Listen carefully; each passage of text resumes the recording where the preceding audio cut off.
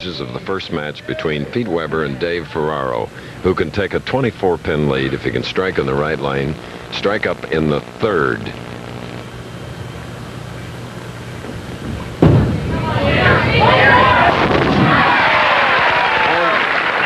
Ferraro's been one of the top bowlers, especially last year. He's just started back on the tour. We asked him what happened. Well, back in Windsor and last stop of the summer tour, I was bowling in match play and I hurt my wrist. And I tried to bowl with it, but it was kind of hindering my game. And I thought I would go home and take a few weeks off and get it checked out. I went through some physical therapy, and I would say it's about 80 or 85% right now. Remember, he 56 games coming into this one. He said it felt darn good while he's doing it.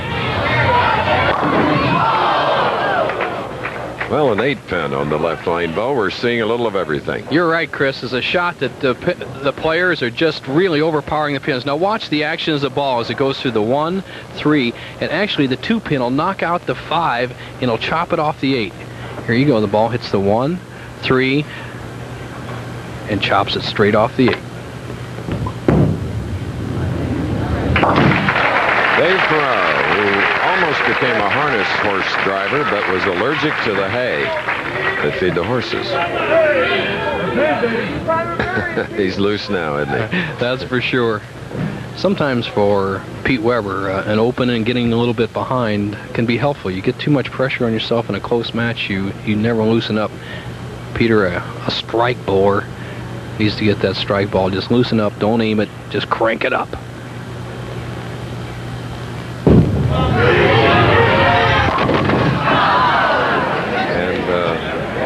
Hands up in the air. What do I have to do next? Cover the 10.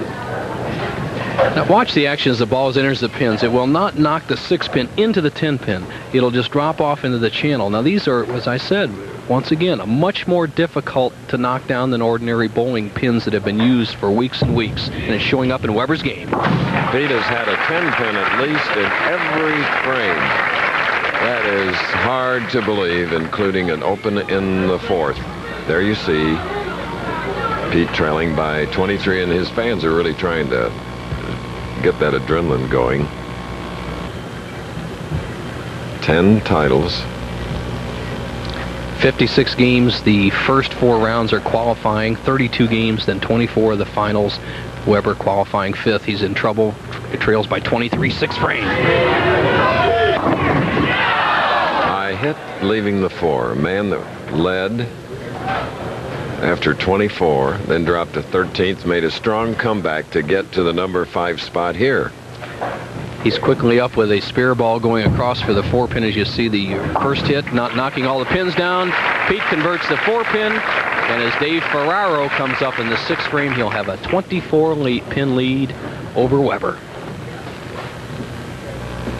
There you see Ferraro's climb to the number 4 position in that spot for the last 3 sessions match play.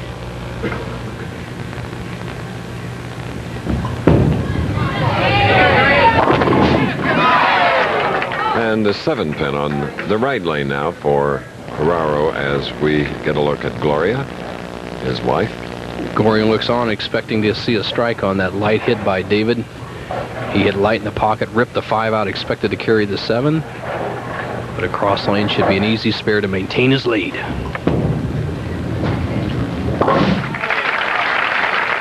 Consistent Dave Ferraro here in our first match. If you just joined us, this is the PBA National Championship. The winner to meet Don Janello, then Todd Thompson of Reno, and then our tournament leader waiting, Brian Voss. Ferraro around the pocket every ball. Left a 4-pin the first frame, the 10-pin the second, then 2 consecutive strikes, the solid 8 in the 5th, a swishing 7 in the 6th. He's not defeating himself. He's keeping the ball in play. And a 10-pin for Dave, whose 2 victories came in Ohio. A win in Columbus in 1986, a win last year in Cleveland.